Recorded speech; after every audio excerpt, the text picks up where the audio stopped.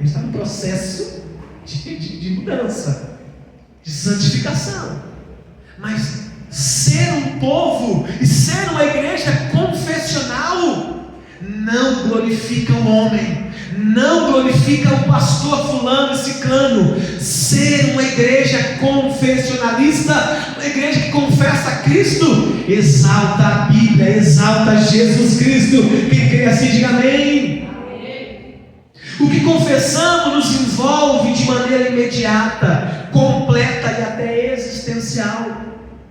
Quando o crente abre a boca com uma confissão sincera, quando a igreja abre a boca coletivamente com uma confissão provada no tempo, isto é uma confrontação, ou seja, essa igreja é guiada pelo Espírito Santo de Deus, para que nós possamos ser relevantes para o mundo. E agora, a igreja não é mais invisível para o mundo, a igreja é visível para o mundo, porque essa igreja confessa de forma bíblica, crê com o coração e confessa com a boca que Jesus Cristo é o único e suficiente Salvador. Jesus é a resposta para todas as coisas. Jesus é o caminho, a verdade e a vida. É isso que nós confessamos.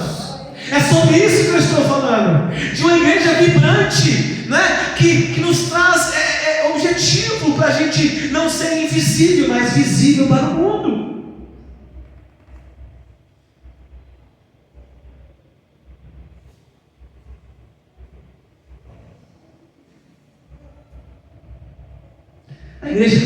A igreja confessional é a igreja que está debaixo de uma autoridade, não é a minha, porque eu não sou o cabeça da igreja, eu só sou ovelha desta igreja, como vocês. Cristo é o cabeça desta igreja. Portanto, nisso nós confessamos a autoridade máxima deste lugar. E Ele nos guia através do Espírito Santo de Deus, revelando a nós a Tua palavra, o Seu Evangelho. E perceba que a nossa confessionalidade, Madalena Mello, nos traz condições de evangelizar pessoas. Porque quem nós somos glorifica a Cristo automaticamente, o nosso testemunho prega para as pessoas. Então, ser um batista, ser um crente, ser um cristão confessional é perceber Cristo em nós, a esperança da glória. Um Cristo que pega você e eu, que não somos nada. A Ju falou aqui hoje, foi mais tanto que falou isso, Ju, que quando tem algo de ruim em nós, algo de bom em nós, vem de Cristo. Mas as coisas ruins é de nós mesmos. Então percebam a importância de uma igreja confessional. Então confessar a fé é o ato mais visível e incrível que o cristão e a igreja devem fazer. Tem um texto para falar assim, o Evangelho é poder de Deus.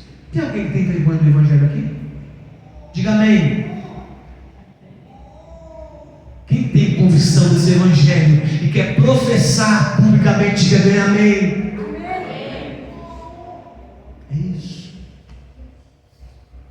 Então a gente não tem vergonha, e nem é uma vergonha para o Evangelho. Nós somos servos e servas de um Deus poderoso, de um Deus tão misericordioso que Ele comissiona a igreja, Ele levanta a igreja. Quando eu falo igreja, eu falo de nós, né, irmãos? Ele sonda o seu coração, Ele sabe o que você está pensando, Ele te dá o crer, Ele gera em você o arrependimento, Ele te dá a fé.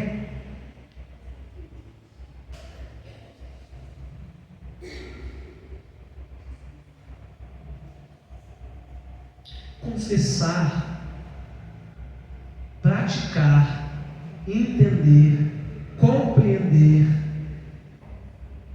que ser uma igreja confessional é uma igreja que percebe a real importância das Escrituras. Dá a Deus o que é de Deus, dá a César o que é de César. Trocando miúdos aqui. A confissão é o megafone da igreja. É a voz da igreja. Quando a igreja não confessa a sua fé, ela se torna uma igreja muda. Tem alguém mudo aqui?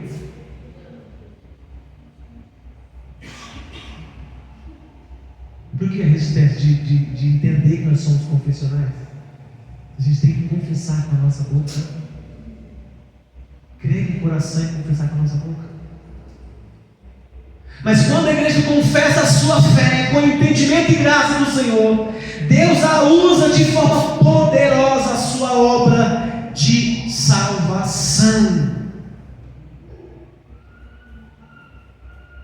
Então, por amor aos eleitos, nós insistamos na confissão de fé. Não nos engajemos em meros debates internos sobre isso, mas devemos nos apropriar dessa confissão e usá-la da forma mais firme e criteriosa, como um microfone, um megafone de novo, que vai abafar as mentiras, ou as heresias, ou as falsas doutrinas, as mentiras do diabo e do mundo, como um guia.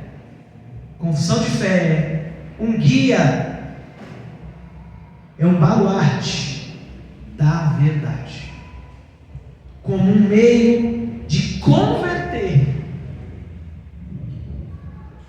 pecadores.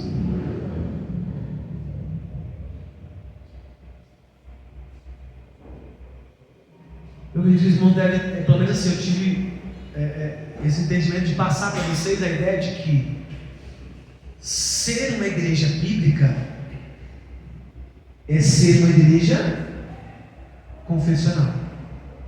Que confessa quem? Cristo. Confessa quem? As Escrituras. E confessa o quê? Nós subscrevemos as confissões de fé. Quem tem caneta aí? Levante a mão. Anota aí para mim, por favor.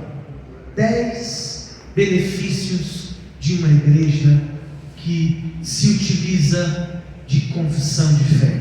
Ou 10 pontos importantes, necessários, com o propósito do credo e da confissão desta igreja. Anote aí, primeiro. Inclusive, esses 10 pontos aqui, é de um pastor batista, Burke Patterson. É pastor lá na Flórida, nos Estados Unidos. Eu achei muito interessante, quero compartilhar com vocês. A confissão de fé nos traz algo muito maravilhoso, que é glorificar a Deus e gozá-lo para sempre. Crer, confessar e proclamar a nossa doutrina em harmonia com o que Ele revelou na Sua palavra. Anote aí do seu jeito, depois você pega comigo, vou mudar para vocês. Mas anote aí, que você pode entender. 2. Afirmar o Deus único. O que a confissão de fé nos traz de benefício.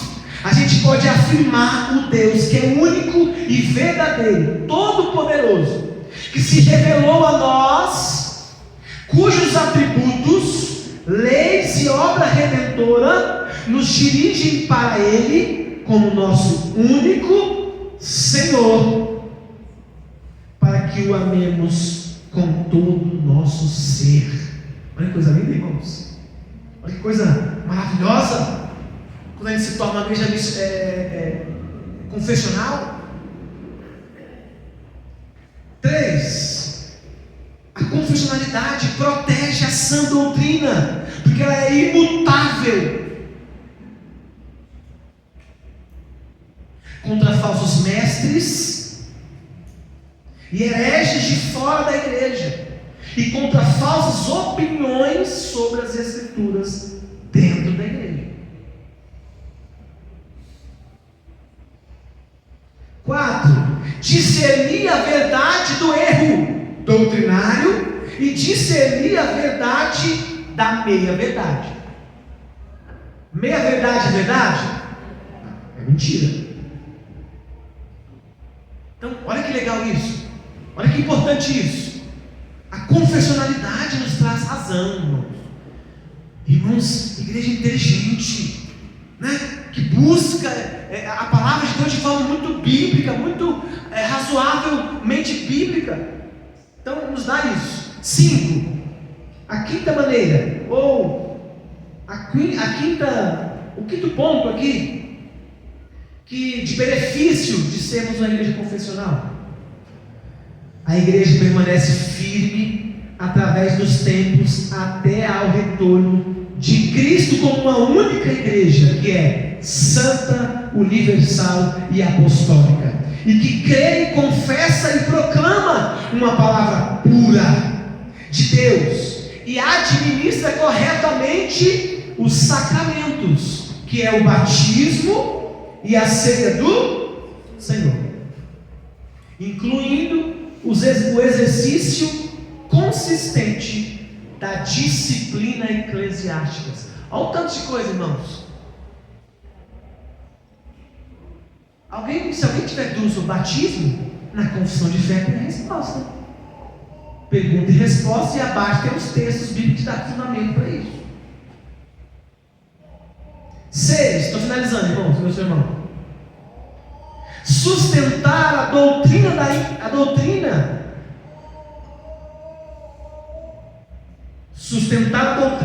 da inspirada e inerrante palavra de Deus, que abrange toda a nossa vida como a nossa única autoridade infalível de fé e prática. Então, olha que coisa linda. A confessionalidade nos traz convicções, né? Acerca da autoridade das Escrituras. 7. Manter a liberdade dos cristãos de leis, tradições e superstições não bíblicas, que subjugam a consciência das pessoas. Olha que interessante isso. Então, a confissão de fé, ela tira de nós a questão mística, né? Aquilo que não pertence à Bíblia. Traz a gente para a razão, para entender o real significado. 8. Confirmar, de acordo com o padrão doutrinário da igreja, os homens que foram eleitos, para servir como oficiais da igreja, bem como capacitar, examinar e provar esses homens. E aqui está falando da liderança da igreja. Pastor, presbítero, diácono, líder da igreja tem que saber confissão de fé, né? A confissão de fé, inclusive, fala sobre esses ofícios, né? A vida do diácono, a vida diaconal, a vida do presbítero, do pastor. 9. Preservar a pureza, e assim a paz e a unidade da igreja visível, como testemunha visível de um Cristo visível para o mundo. Quando eu falo visível aqui, irmãos, é relevante. É as pessoas passarem aí na frente e dizer: olha, aquela igreja ali é algo diferente. Embora lá tenha pecadores, todo mundo peca, Mas tem pessoas que têm uma confissão de fé, eles são bíblicos, não é? Eles erram, nós erramos mesmo, mas as pessoas vão perceber a nossa estrutura, quem nós somos, a nossa doutrina. Entende, irmãos? E por último, para a gente finalizar esse sermão, essa exposição simples, cumprir a grande comissão em nossa afirmação e proclamação do único e verdadeiro Evangelho, que esse Evangelho é o próprio Jesus Cristo nosso Senhor, fazendo discípulos, batizando-os em nome do Pai, do Filho e do Espírito Santo, e ensinando-os a guardar tudo que o nosso Senhor Jesus Cristo nos ordenou a fazer. Depois leia com mais calma esses 10 pontos, vocês vão encontrar textos bíblicos muito bem fundamentados nesses 10 pontos. Então eu encerro meu sermão dizendo: nós precisamos continuar sendo uma igreja confessional. Aí onde você está, abaixa a sua cabeça. Se você tiver a oportunidade de confessar o seu pecado, confesse. Se você ainda tem dúvidas sobre a sua fé, confesse agora, você e Deus, e em outra oportunidade, confesse publicamente. Fale com o Senhor, diga: Senhor, eu preciso compreender que crer com o meu coração não é suficiente. Eu preciso confessar com a minha boca que Jesus Cristo é o Senhor. Ora ao Senhor. Senhor, nós choramos nesta noite, Pai. Nós te bendizemos o seu santo nome.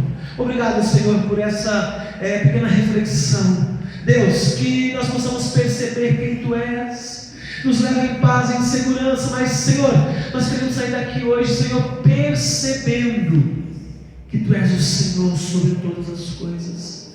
Obrigado pela vida de cada um deles que aqui estão, porque eu sei que a Tua palavra não volta vazia, e a Tua palavra encontrou um terreno fértil agora, e eu quero, em nome de Jesus, que essa semente do Evangelho, da palavra, possa germinar essa semente nos corações, e que essa semente possa trazer razão, entendimento, que nós possamos dizer ao mundo e confessar com a nossa boca que Jesus Cristo é o nosso Senhor, que eu e nós, a igreja, servimos a um Deus que é vivo, que é poderoso, que é misericordioso, que nos ama e que nos comissionou, que nos ensinou a fazer a sua vontade. Senhor, portanto, nós queremos te dizer que afirmar e dizer que nós somos sim uma igreja confessional, porque a Tua palavra é viva, é santa e eficaz. Obrigado, Jesus, por esta noite, em nome de Jesus. Amém e amém.